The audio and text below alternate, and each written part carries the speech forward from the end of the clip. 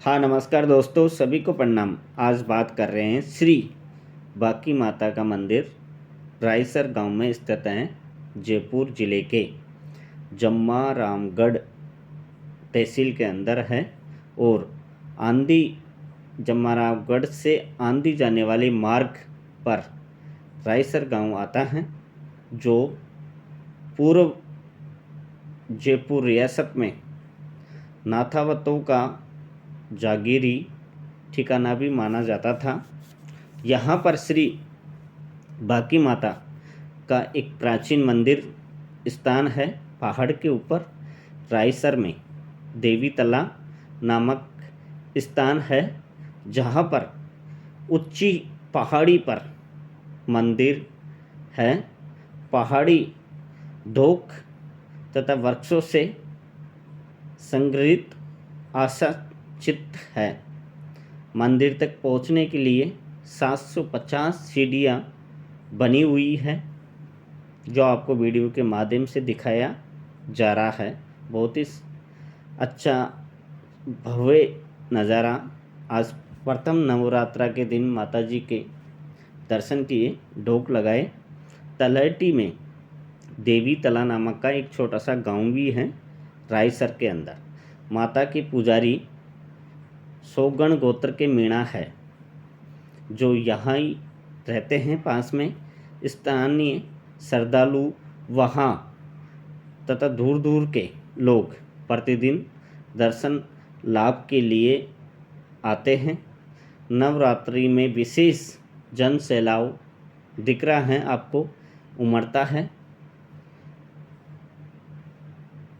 कहा जाता है कि रायसर गांव के ब्याड़वाल गोत्र के मीणा परिवार की एक बेटी का विवाह खवारानी गांव के सोगण गोत्र के मीणा परिवार के युवक के साथ हुआ। मैं भी ब्याड़वाल गोत्र से हूँ।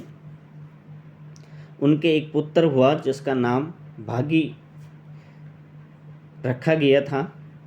भंगी के जन्म के कुछ महीने बाद ही उसके पिता की मृत्यु हो जाती है। कुछ समय बाद भांगी की माँ उसे लेकर अपने पियर यानी रायसर आ जाती है और यही रहने लग जाती है। जब भांगी किशोर अवस्था में पहुंचता है तो वह जानवरों को चराने का काम करने लग जाता है। जहाँ जानवरों को यानी पक्षियों को चराने ले जाता था, वहाँ एक पहाड़ी पर एक दिन दिव्य प्रकाश हुआ और आकाशवाणी हुई, हे वत्स, मैं शक्ति का अंश हूँ और भक्तों के उद्धार के लिए यहाँ पहाड़ की तलहटी पर प्रकट हो रही हूँ। मेरे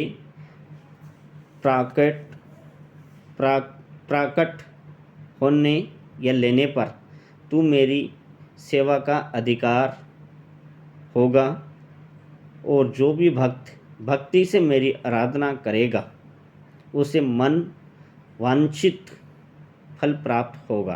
कुछ ही देर बाद वहाँ अंधकार छा गया और बिजली कड़कने लगी और तूफान के बीच दिव्य प्रकाश हुआ और रथ पर सवार माता प्रकट होने लगी। अभी रथ का सूंघना ही प्रकट हो पाया था कि बांकी घबरा गया और चिल्लाने लगा। इससे माता नाराज हो गई और चट्टान में उतने ही प्रकट रूप में रह गई, यानी संपूर्ण प्रकट नहीं हो पाई क्योंकि भक्त घबरा गया था। इस घटना से गांव वाले भी सभी लोग चकित और भयभीत थे। भांगी भगत ने माँ से क्षमा मांगकर गांव वालों को सारी बात बता दी। बाकी माता का स्वरूप कुछ अंकुल मात्र के रथ के सुगन्या के रूप में है। इसी के पास माता की प्रतिमा भी विराजमान है, जो सिंदूर से चर्चित है। इनके समक्ष अखंड ज्योति प्रचलित है। माता को ब्रह्मणी के स्वरूप में पूजा जाता है। माता की पूजा स्वाभाविक विधि से होती है। माता की पुजारी भंगी भगत के वंशक है। एक इसलिए कहा जाता है माँ को बाकी माता, इसलिए कहते हैं एक समय रायसर के रावल ने माता की आलोचना करती थी। माता के प्रकोप से उसका मुंह यानी बाका यानी टेढ़ा हो गया था। इस पर उसने माता से क्षमा मांगी और आराधना की कि वह पुनः स्वस्थ हो जाए। तभी से माता बाकी माता के नाम से जाने लगी। बोलो जय श्री बाकी माता धाम की जय। माता की पूजा से पहले की जाती है इन दो भैरव की पूजा। एक ठाकुर ने बाकी माता की परीक्षा लेने के लिए लोहे की सांकलों को सुर्ख लाल गर्म करवाया और माता के भक्त से बोला, माता का सेवक है तो इन सांकलों को आँख से निकाल कर बता। इस पर भक्त डरकर भाग गया और कहीं छिप गया।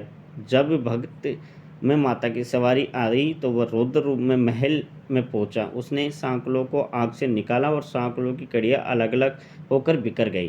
ठाकुर भयभीत होकर माता के चरणों में गिर पड़ा। तब क्रोधित माता बोली, मूर्ख, अपने पुत्रों को संभाल। ठाकुर ने देखा कि उसके पुत्र केसरी सिंह और पृथ्वी सिंह मरत पड़े हैं।